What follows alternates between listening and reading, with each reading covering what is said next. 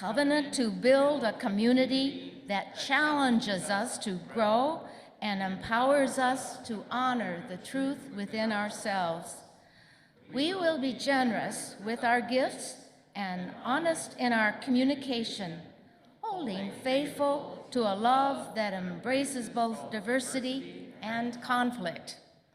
Called by our living tradition, we will nurture spirituality within a vision of the eternal, living out our inner convictions through struggles for justice and acts of compassion.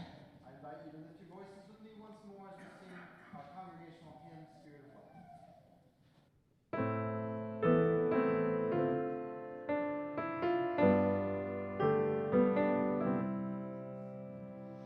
Spirit of life, come unto me.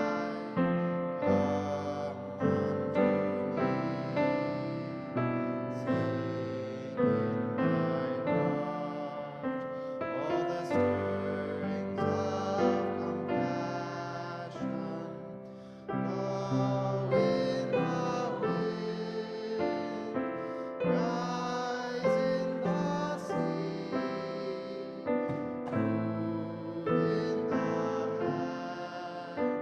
giving life the shape of justice.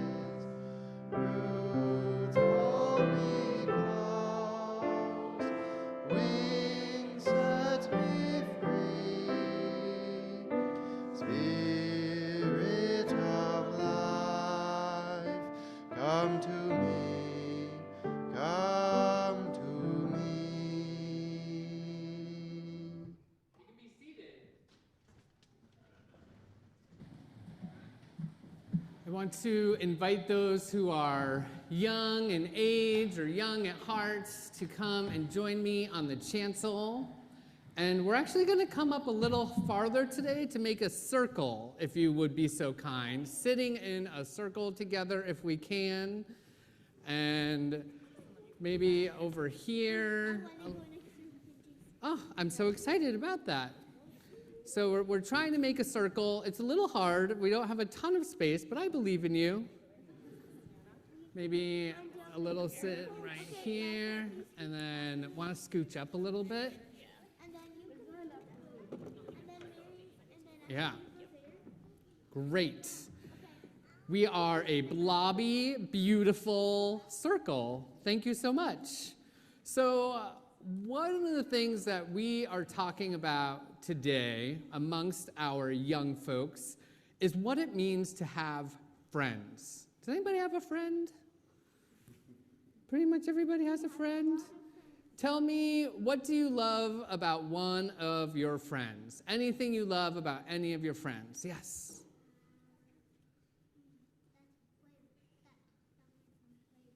It plays with you. Absolutely. That's a great thing to love about our friends. Oh, I think we're lots of people's friends. Yes. Two of my friends are funny and caring and fun. Funny, caring, fun. Zella, I saw your hand up. My favorite thing about having Marion as a friend is that he's like me. He gets distracted easily. He always needs something for his hands to do. He likes to draw. Likes to. Asher, apparently. All right. Likes to draw, gets distracted easily. I can't imagine myself. Yeah, absolutely. It's an exciting thing about friends. Mariana, did I see your hand up? It's like my friends are they that and something I like about my friends are they always care during the hard moments. They always care during the hard moments. Absolutely. That, I think, is one of my most favorite things about my friends. I live with my best friend in the whole world. We get to live in my apartment together and share our community and connection. Does anyone live with maybe a sibling who also, a brother or a sister who also feels like a friend? Yeah, sometimes we make friends out of our family, or we can say we're making friends out of our family. Yeah.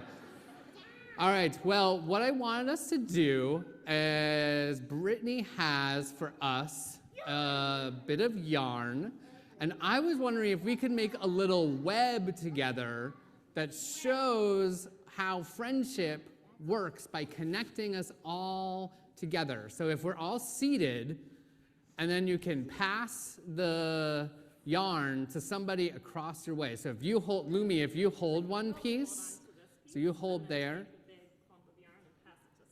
and you can just kind of toss it. Perfect. And then you can hold on to a piece and pass it around.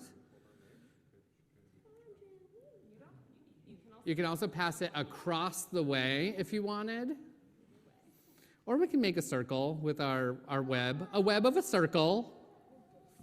There we go. Marion, you got it again. Want to pass it across? Yeah. And then hold on to a piece. Yep. You want to hold on to a piece? Malachi. Perfect. And Lumi gets a piece again. Or, oh, excellent.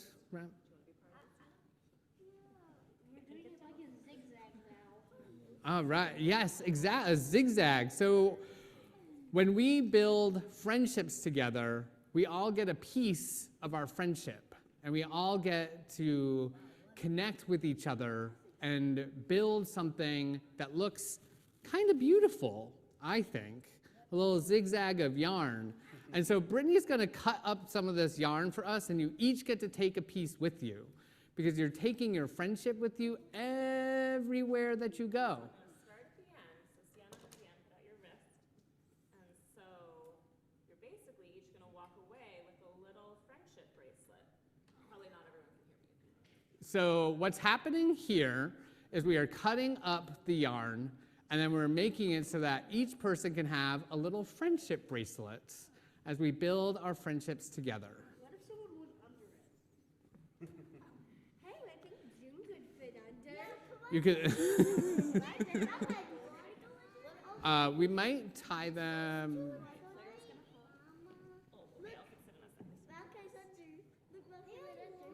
Going underneath. Can I help tie? Oop, you cut, we'll tie. I know how to tie. You got it? June, can I help you? All right.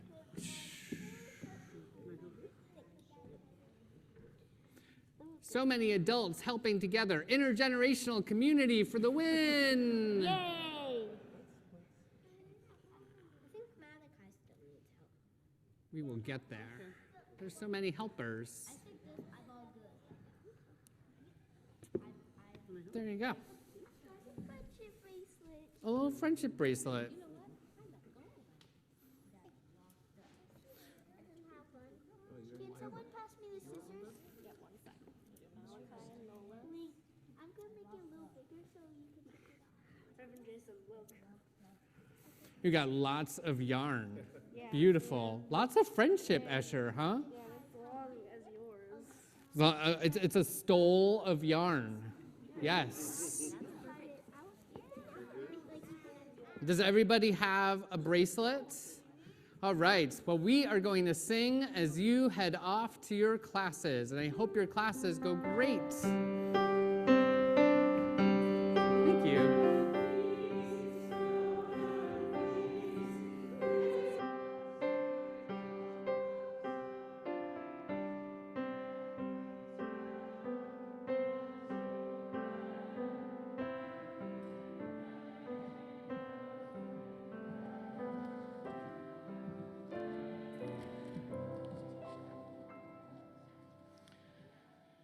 If you are discovering you are jealous that you did not get a friendship bracelet, I have a little bit of extra and we can help you out. So each year, we all make a commitment, and you're hearing about this a lot right now because we are in pledge season. We make this commitment so that we can share our resources with ourselves and take care of each other and make sure our community is sustained. In addition to this pledge that we make each year, though, we take a collection every Sunday so that we can share with those who are doing justice work well beyond our walls, knowing that we are part of a community that is bigger than just us. For the month of February, we've been sharing our plates with Liberation Library, and we've heard quite a bit about them already. And so on the last Sunday of the month, though, we hear from somebody within our community who is doing a ministry in our church, and we get to hear a little bit more about what's happening there. And so this morning, we have some words from Carl.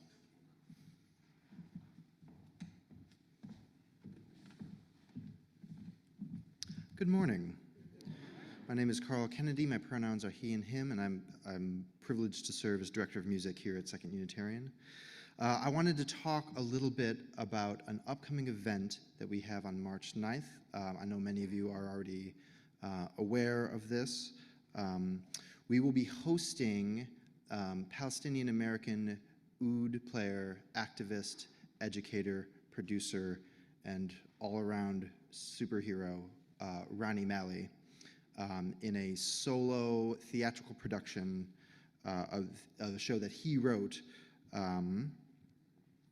called Zirab, the Songbird of Andalusia. The show goes on a musical journey from 9th century Islamic Spain to present-day America.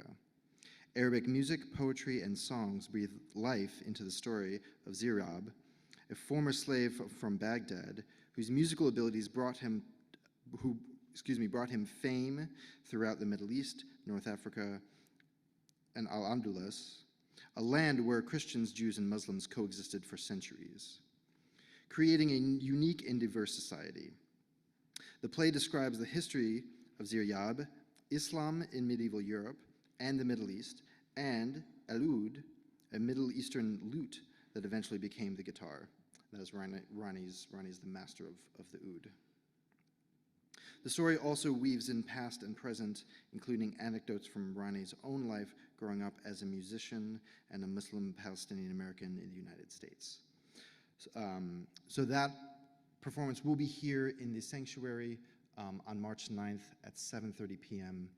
The purpose of this is to raise money for the Palestine Children's Relief Fund. So all proceeds from the event will go to that, all ticket sales, and as well as any additional donations. Following the performance, there will be a Q&A with Ronnie, as well as a in-person representative of PCRF who will be here to talk about the work that they do and answer questions. And then we'll have a reception with food provided from Funeral Potatoes, which is an amazing comfort food, Jill knows, restaurant in Logan Square. I wanted to speak briefly about PCRF and who they are and what they do. The Palestine Children's Relief Fund was established in 1991 and is one of the few humanitarian organizations able to provide medical relief and humanitarian aid currently in Gaza. With the death toll now at 30,000 Palestinian civilians, it's hard to even say. This work and resources could not be more critical. So tickets are available online for this event. They will be available at the door, so you can just show up and we'd love to see you. If you have questions, please reach out to me. We've got some posters around, as well as some postcards with information at the welcome table.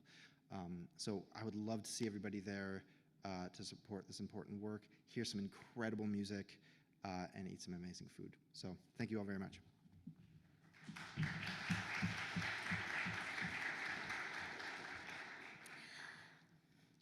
Now I invite you to join me in reading our offertory words. The words are in your order of service and are on the screen. This church is the community of ourselves. Its energy and resources are our energy and resources. Its wealth is what we share. As we contribute to the life of this community, we affirm it and enable its participation in the larger world around us. The offering will now be generously given and gratefully received.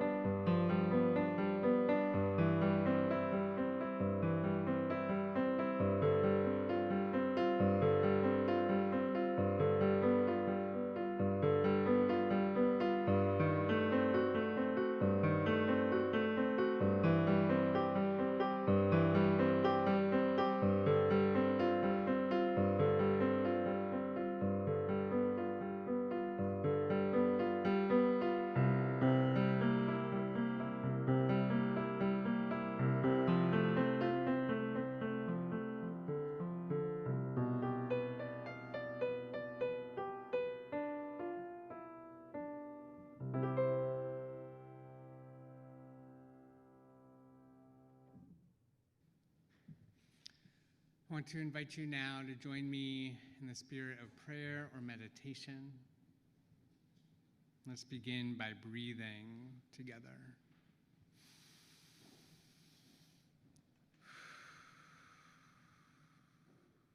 Try relaxing the muscles in your shoulders. Release the tension in your neck.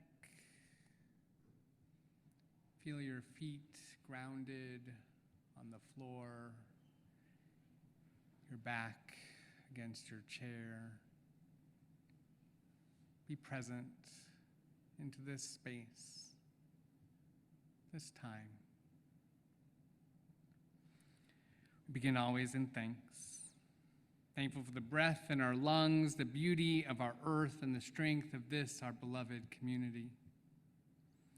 We hold in our hearts those who care for family and ill health, those who live with grief or chronic pain, those struggling with addiction or illness, seen and unseen. We are with you. For parents and teachers and all those whose primary spiritual practice is the care of children, we are with you. Pray for our neighbors in prison, for those who are struggling to stay afloat in the midst of poverty, for migrants who are fleeing and seeking, finding new homes in our city among many, we are with you. We pray for all those living in harm's way. Pray for our planet and commit to work that will lead us away from the harms of climate chaos. We pray that wisdom, compassion, and empathy guide the leaders of our world. May they and we be instruments of a just and lasting peace. Our lives are truly blessed by those who knowingly, with curiosity and courage, face their final days. I want to lift up Next Benedict in prayer this morning. Next was a young indigenous non-binary person in Oklahoma who was attacked by their classmates and then died due to their injuries. Nex's family is devastated, as is the LGBTQ and non-binary communities more broadly. There are dangerous theologies and politics out there that deny the sacredness of non-binary people's lives. My prayer is that we do more than remember pronouns. We do more than use the right name. We lift up the sacredness of all non-binary people. And my prayer is that prayers transform into action. Into this, our shared silence, I invite you now to speak aloud the name of anyone you wish to lift up into the loving support of this community.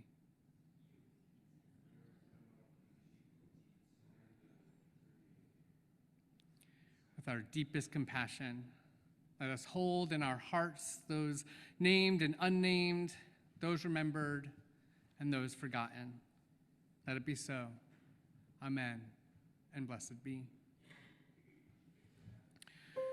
During our ritual of lighting candles for joys and concerns, we want to continue to take care of one another. And so in the 2U sanctuary in a moment, I will invite you forward to come and light a candle. And as you end your time of contemplation and candle lighting, we invite you to use the hand sanitizer that's available.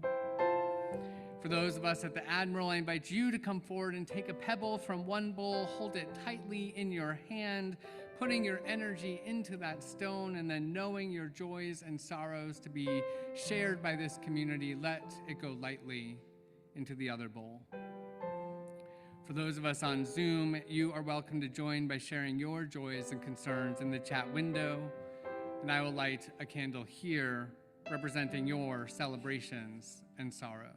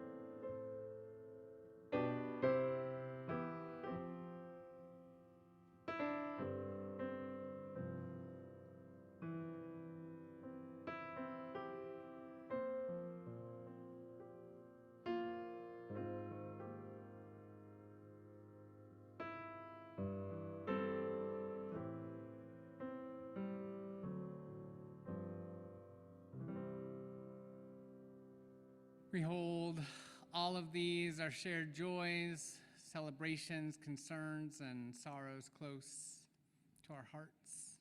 Jill, would you share our first reading, please?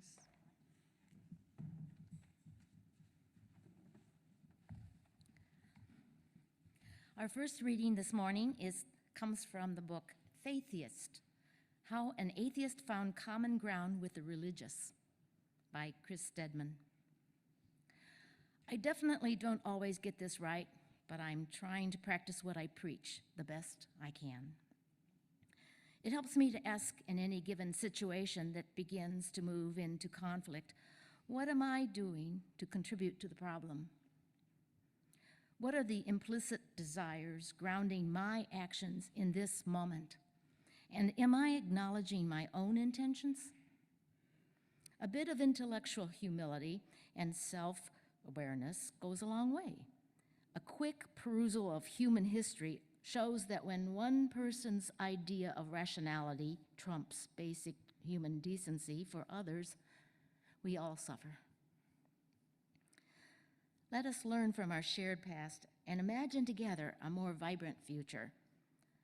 I'm tired of seeing people pitted against one another because of these inherently false bad strokes that paint religious people as delusional and atheists as degenerates. Let's start to see one another as people first. He continues in his book with a story.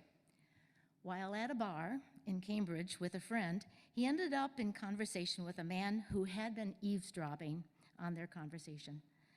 The man who joined the conversation then asked, "Okay, but tell me, Mr. Atheist, where did we come from? How did all of this get here?"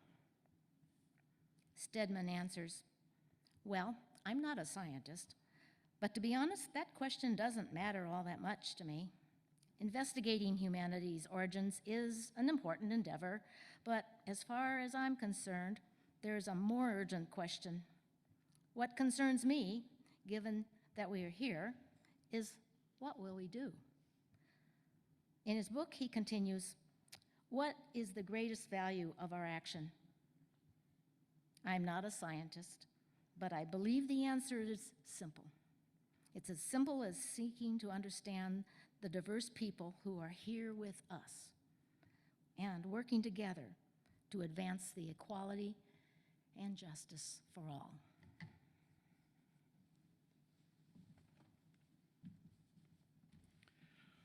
Our second reading is just the preamble to the Third Humanist Manifesto, written in 2003, 70 years after the first Humanist Manifesto was written.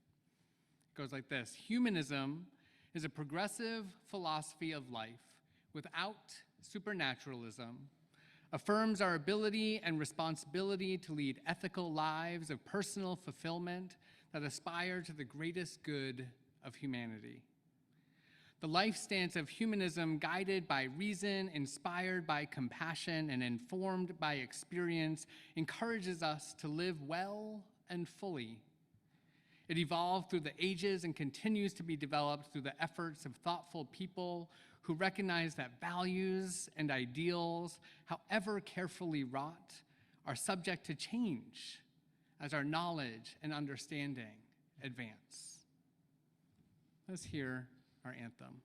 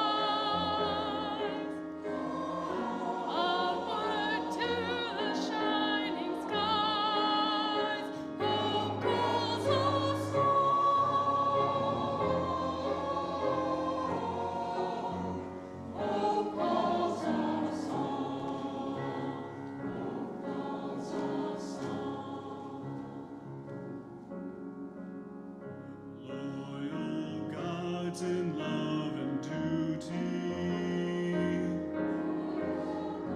Lead us with a trusted light. Blessed are they whose inward beauty shows the path of truth and right. Honor is their earthly prize. By their work we realize faith calls us home. Faith calls us home. Faith calls us home. Faith calls us home. We have shared a radiant hour. When the truth has made us free, and the Spirit's gracious power, Spirit of grace,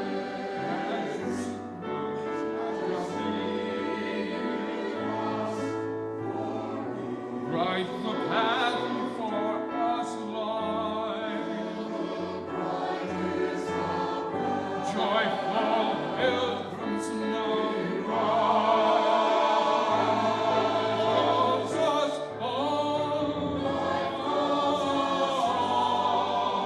Life calls us home. Life calls us home. Life calls us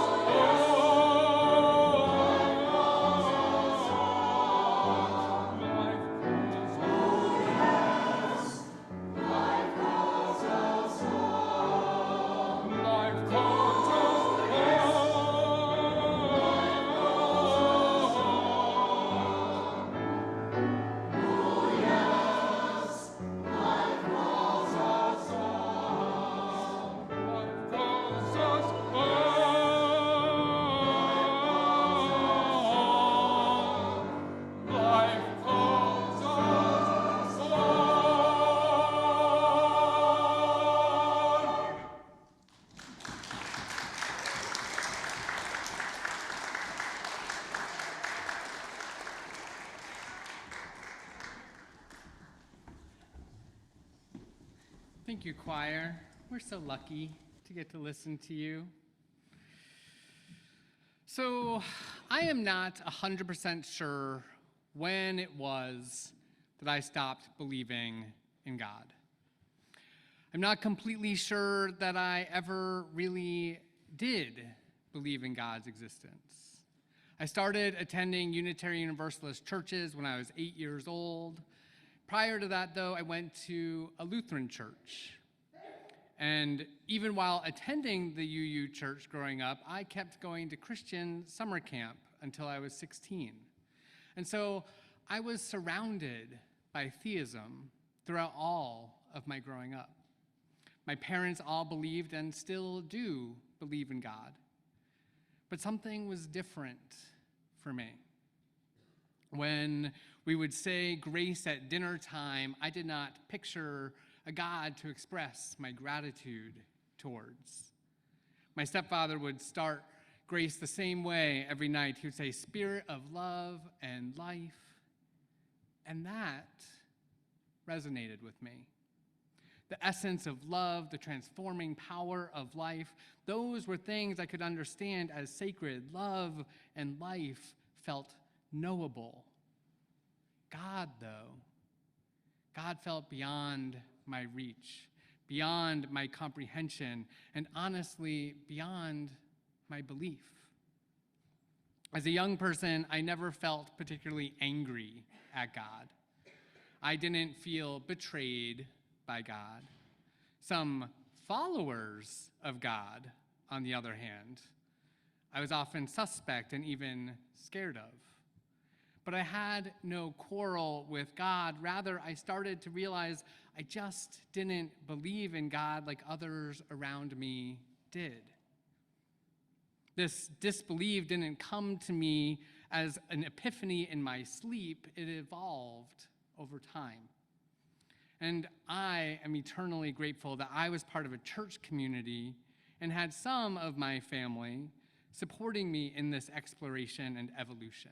Never perfect, but that's not an expectation we can have for one another. Instead, it was often support that was offered with curiosity and care. Sometimes, though, I think my disbelief in God gained its greatest steam when I went to my first punk rock show. I was probably 14 years old. I spent most of my time, to be honest, on the sidelines of the show. It was exciting to be with friends from church, and it was loud, very, very loud.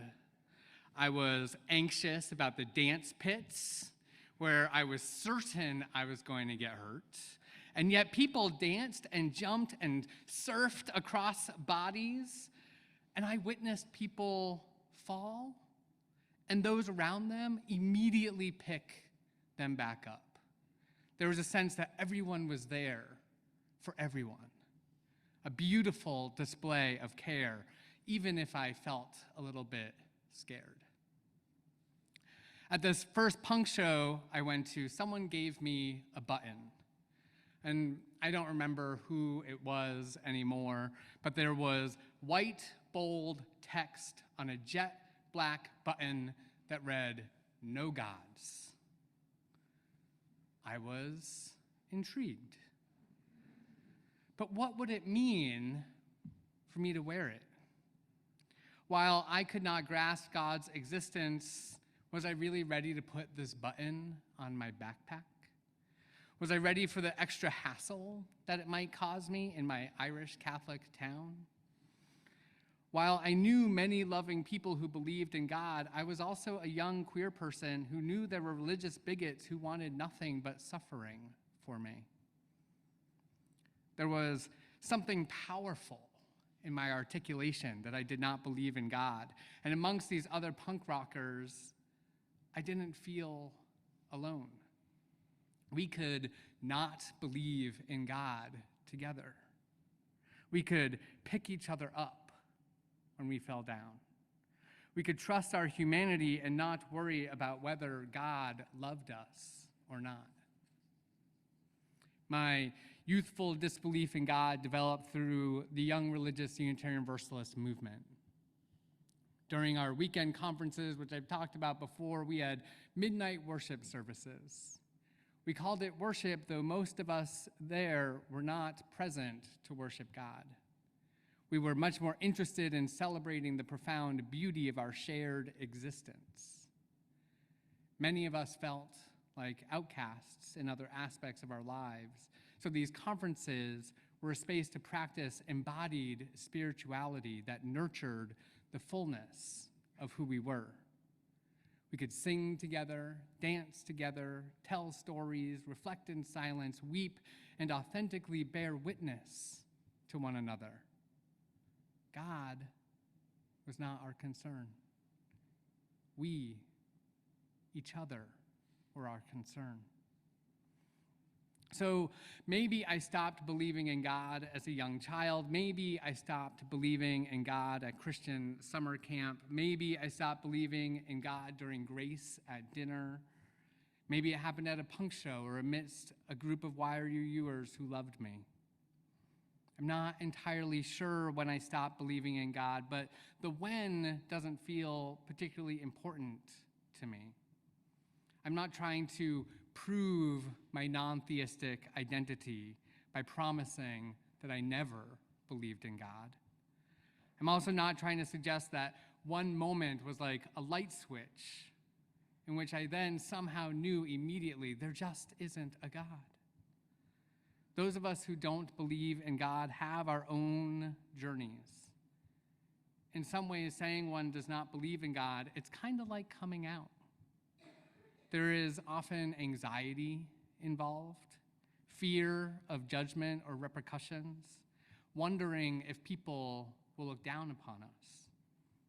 But where there is silencing, there are so often megaphones using truth to be told. Disbelief in God does not solely define my theology. It is a factual part of my belief system, but it actually says almost nothing about what I do believe. For me, today, it is less important to highlight my disbelief in God than it is to celebrate an affirmation of humanism. Luciano Gonzalez Vega, co-chair of the Latinx Humanist Alliance, writes, "Humanism is not about what is not believed in. It is positive, meaningful beliefs, such as the inherent dignity of human life and the joys of art, science, culture." He continues, "All too often, humanists are forced to defend our existence in the context of freedom of religion, rather than joyously affirming the wonders of community and our fellow human beings." I think it would be fair to say that I take pride in being a humanist.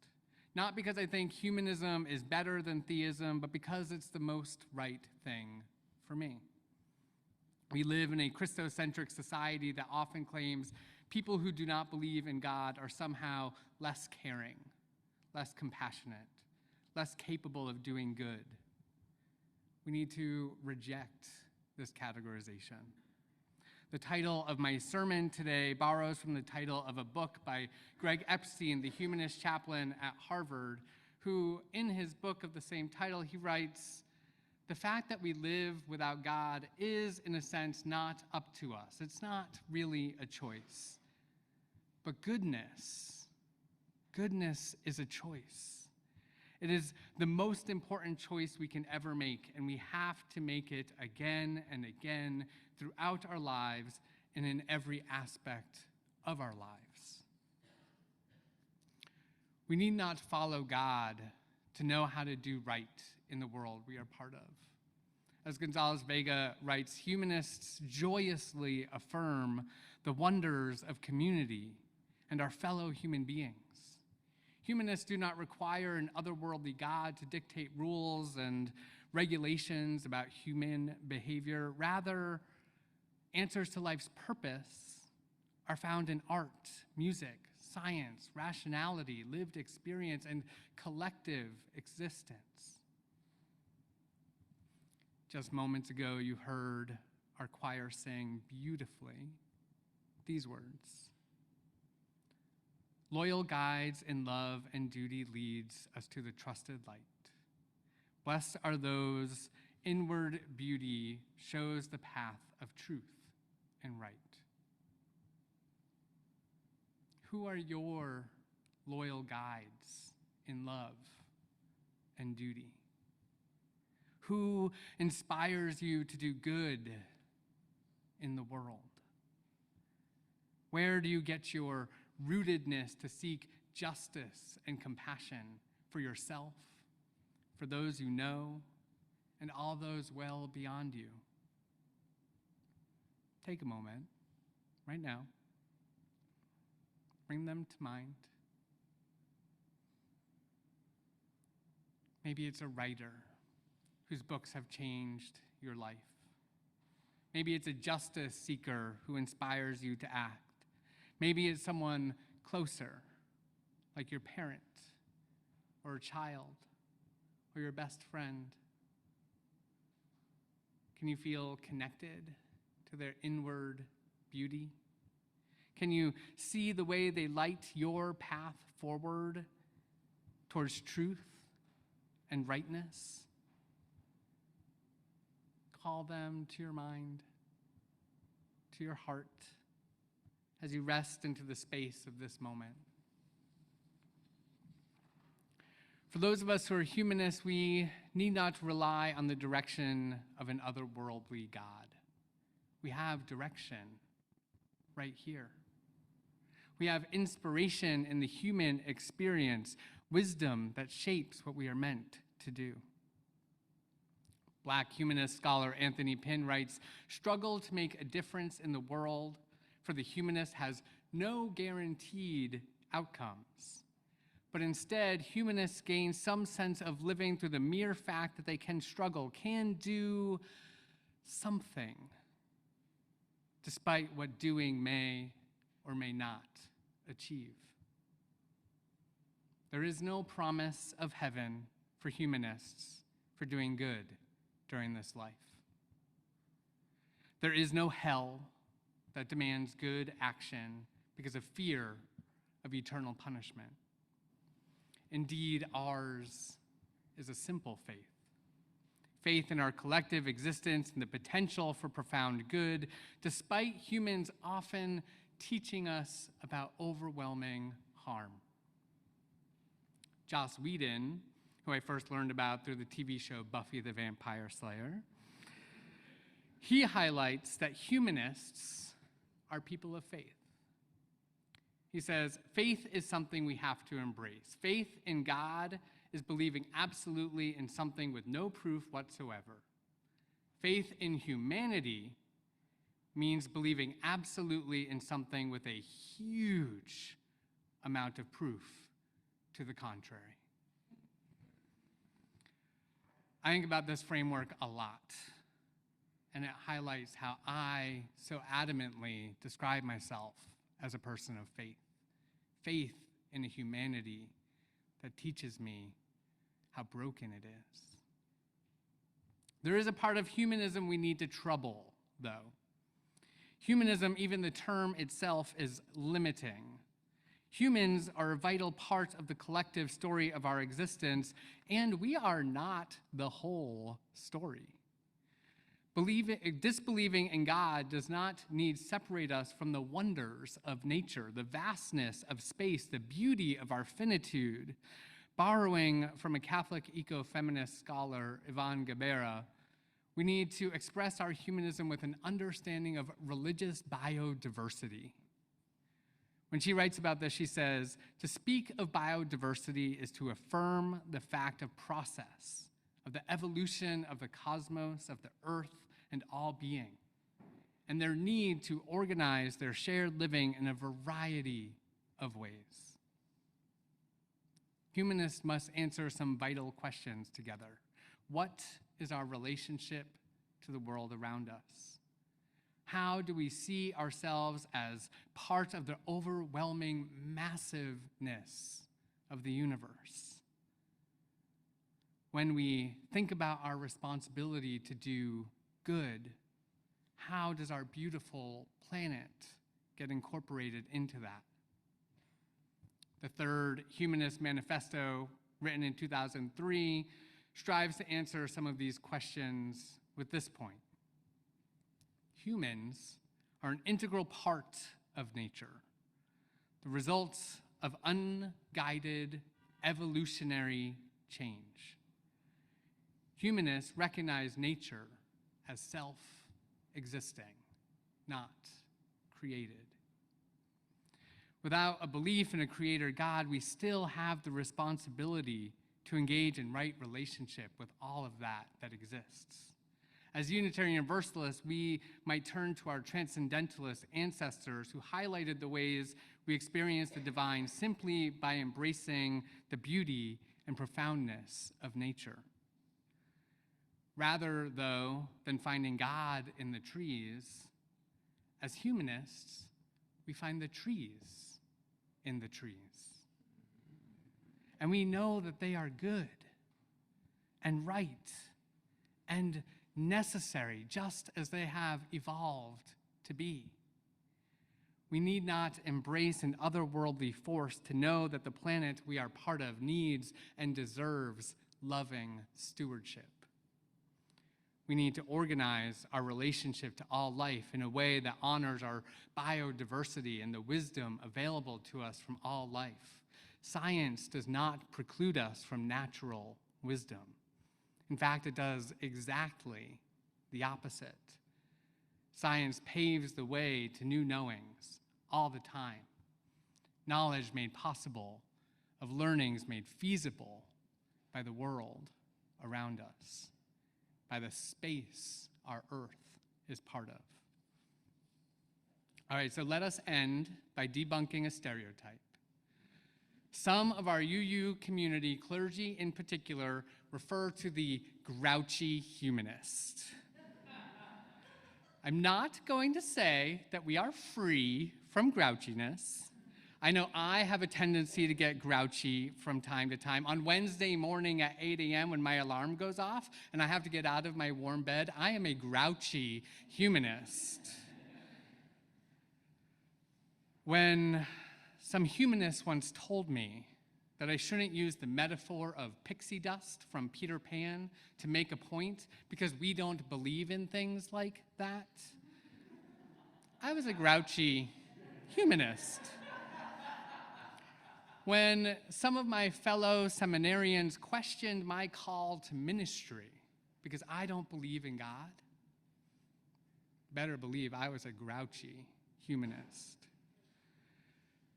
Though I don't think humanists are uniquely grouchy, I do wonder if it might be worth pondering a little bit of where that reputation comes from. Are we, as humanists, unwilling to embrace a language of reverence that some of our UU siblings feel attached to? Do we get resistant to lyrics in our hymns that we might otherwise need to just reinterpret for ourselves? Carl, thank you. Do we claim that our disbelief in God is the right UU theology, and that others are less enlightened? We may not all be grouchy all the time, but we may have some lessons to learn about our theological pluralism. Humility for my grouchy humanist self. And so, beloveds, we know we are capable of being good without God. Humanists offer visionary ideas about what our Unitarian Universalism can be. There's great beauty in science, profound wisdom in human experience, and gifts of connection in art. Let's revel in it, learn from it, and do all we can to embrace a vision of interconnected life where humanity is just one part of its beautiful whole. Let it be so, and amen. Let us close this morning with our closing hymn, number 318, We Would Be One. Words will be in your teal and the gray hymnal and will be on the screen. And please rise in body and spirit.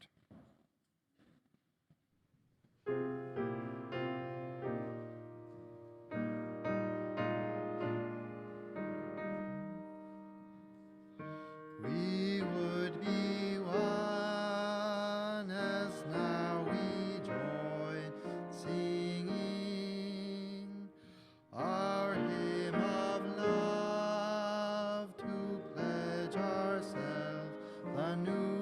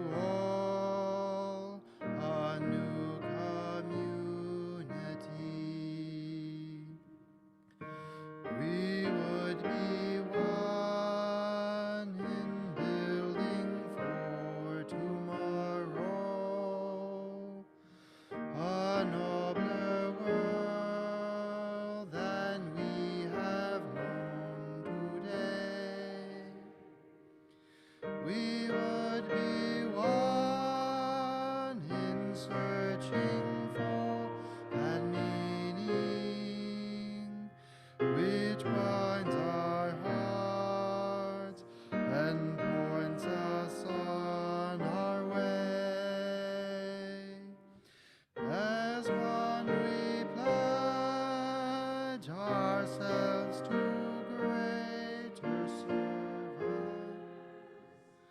With love and justice, strive to make us free.